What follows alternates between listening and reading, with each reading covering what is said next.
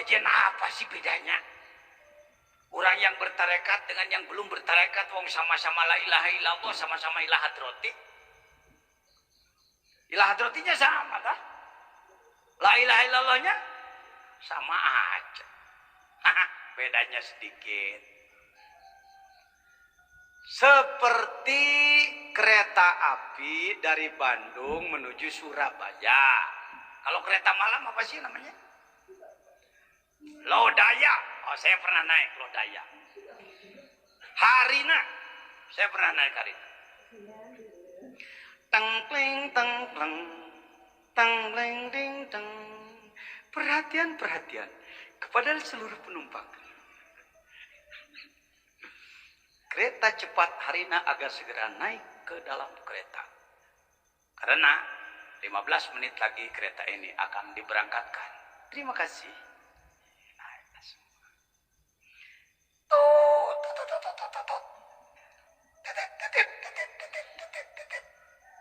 Teng ting teng tling.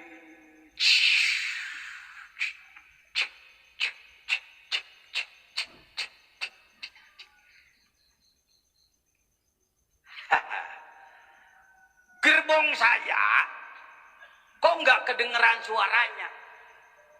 Saya berpikir begini kereta eksekutif, waduh, shock breakernya bagus sekali, jadi nggak terasa.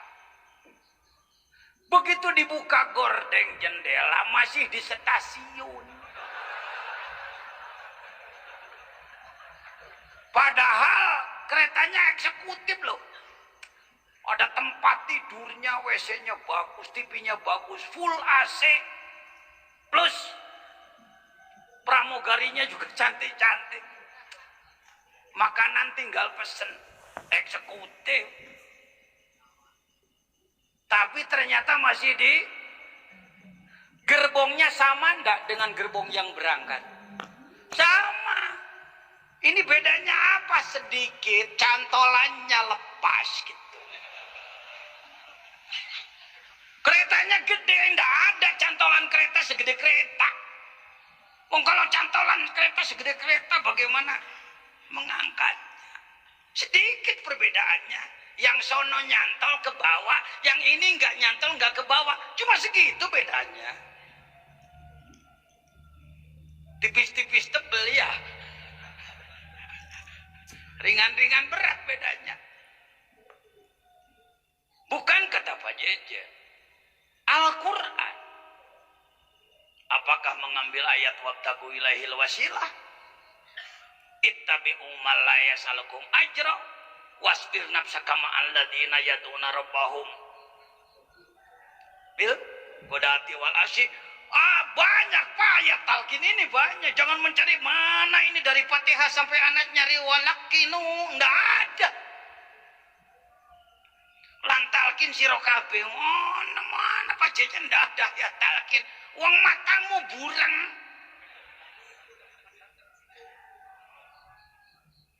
Saya mungkin ada orang Indramayu, ono apa ora? Wonten. Wong Indramayu. Saya kemarin, hadir. Di Jawa, saya ceramah di Pendopo Indramayu kemarin. Hebat judulnya loh. Di depan Ibu Bupati dan Pak Ketua DPD Golkar Provinsi Jawa Barat. Di situ disebutkan bahwa ada metode tamyiz, metode menerjemahkan Quran dengan cepat. Bagus, bagus. Saya katakan bagus. Dalam kapasitas pengurus MUI Jawa Barat saya maupun Wakil Rois Nahdlatul Ulama Jawa Barat, saya katakan terima kasih. Terima kasih. Lalu saya ajak untuk memahami innalillah. Tak terjemahkan dari walanabluwanakum sampai rojiun. Bisa alhamdulillah, peserta bisa. 484 orang. Sebab dalam rangka memperingati hari jadi Indramayu ke 484. Anak-anakku saya katakan, para sarjana, anak-anakku para guru. Semuanya sudah pintar menerjemahkan. Sekarang akan saya doakan. Semoga yang hadir semuanya innalillah. Nggak ada yang amin. Semoga rojiun, nggak ada yang amin.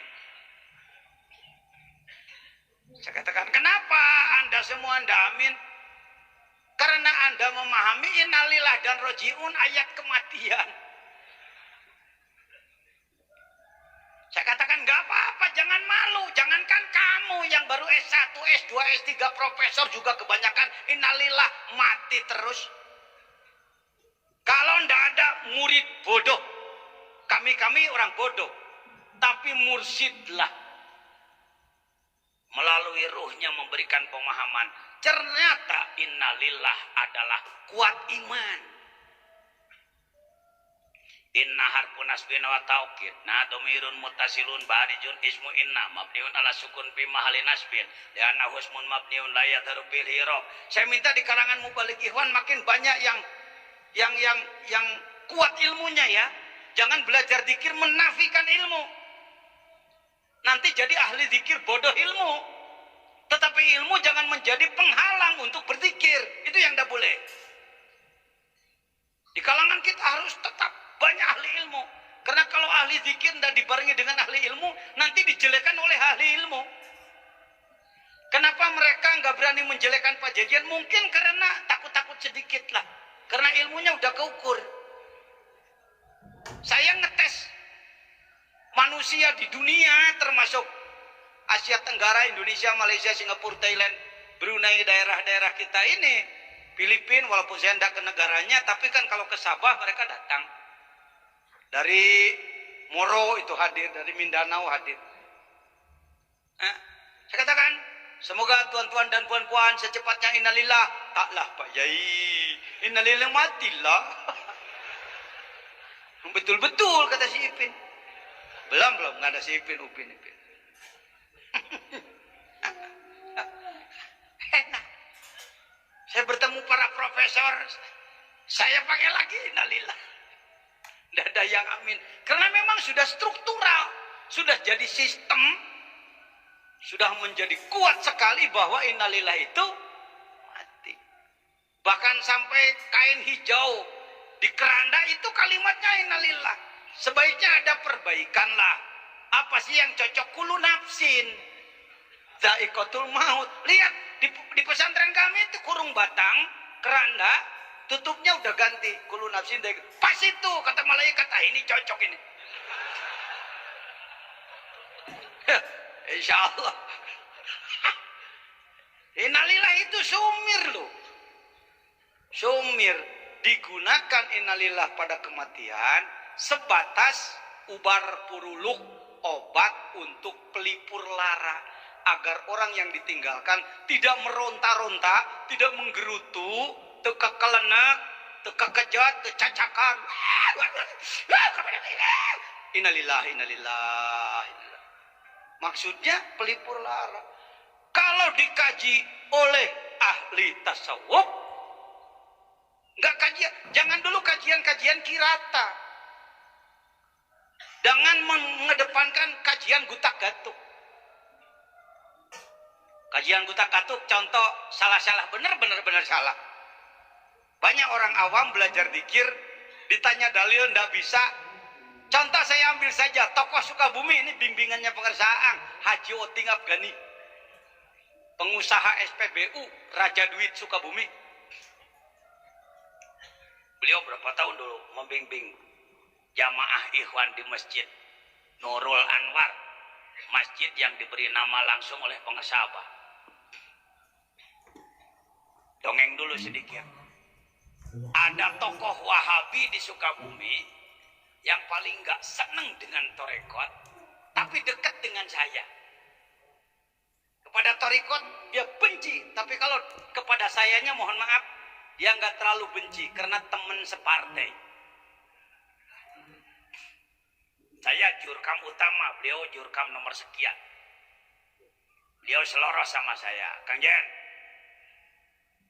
Saya juga pernah sih ke Suryalaya.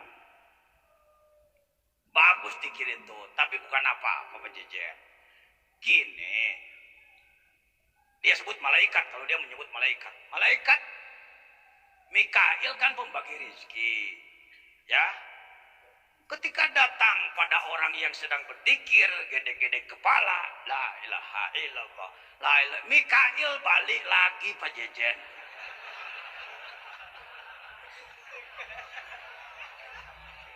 Kata dia,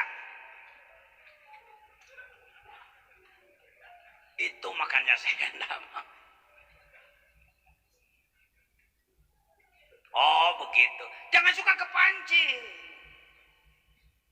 Segede apapun tenagamu, tapi kalau berantem kamunya emosi, nggak usah jauh-jauh. Contoh, sampai Mike Tyson, si bogem mentah, siapa kena jabnya pasti KO dia. Tapi ketika Holyfield bisa mengkaji di mana titik lemahnya, adalah dipancing emosinya, memukul ndak kena, akhirnya menggigit telinga. Bayangkan petinju internasional yang berlatih sekian tahun, pas tinju gigit telinga, namanya itu terpancing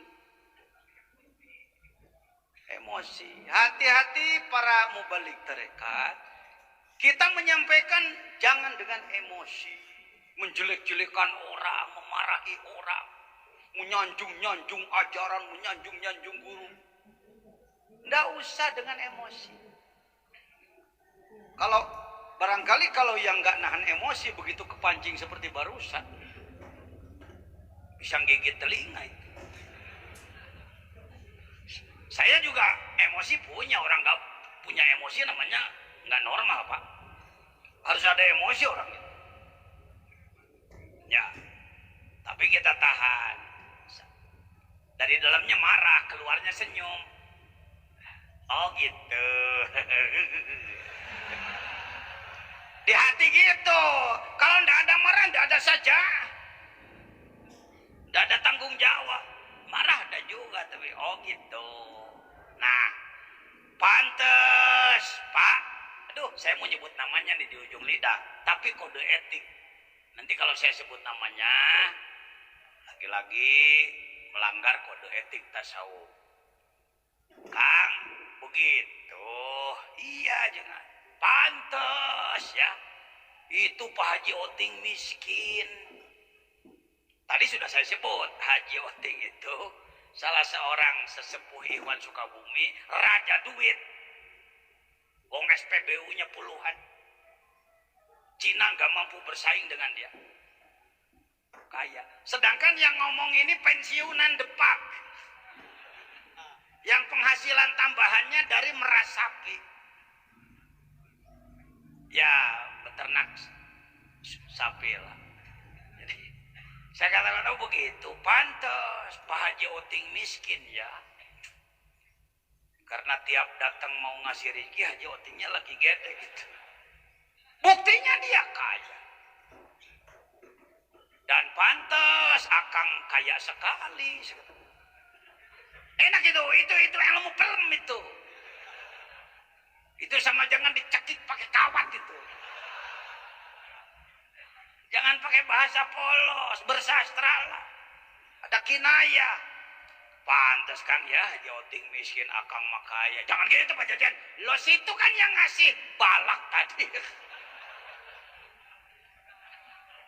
Kenapa kasuk ngasih kartu as dulu? Aku ikuti. Mankobat. Satu lagi, ini tokoh juga. Oh, jago. Pokoknya dia layak menasihati saya di Sukabumi. Naik mobil sama-sama dengan saya. Ingat mobilnya kol merah. Saya supir. Beliau di pinggir saya. Kang Jejen, saya juga pengen belajar dikir itu sebenarnya. Tapi satu yang saya nggak mau. Apa itu? Ditalkin. Saya mah yang nggak mau dikirnya pengen, tapi ditalkinnya itu yang nggak mau. Ya sama tadi pengen berangkat ke Surabaya, tapi nggak mau ada cantolannya. Mungkin kalau yang kurang piawai bermunadoroh, berdiskusi, ngatur senyum, ngatur emosi, mungkin nggak bisa kan? Nggak ada. Zikir itu harus talqin dulu. Tidak mau talqin tidak bisa. Itu kalau mau pakai bahasa bodoh. Saya tidak mau walaupun saya orang bodoh, terlalu bodoh. Saya katakan, Kang, bener Kang. Gitu. Itu ilmu taisi itu. Orang nonjok, tidak dilawan tonjokannya, diambil tenaganya.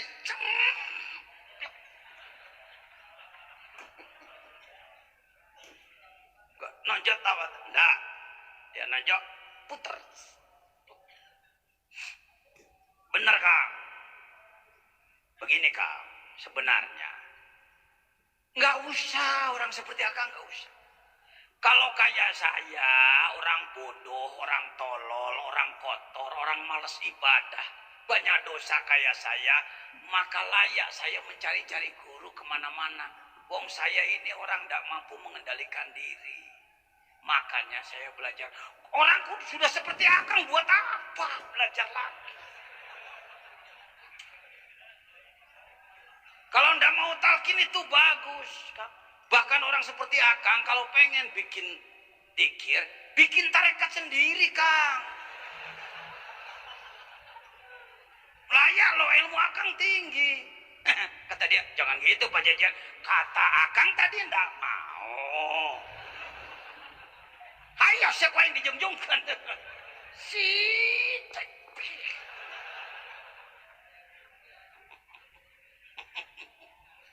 Ya, jangan dilawan pakai polos.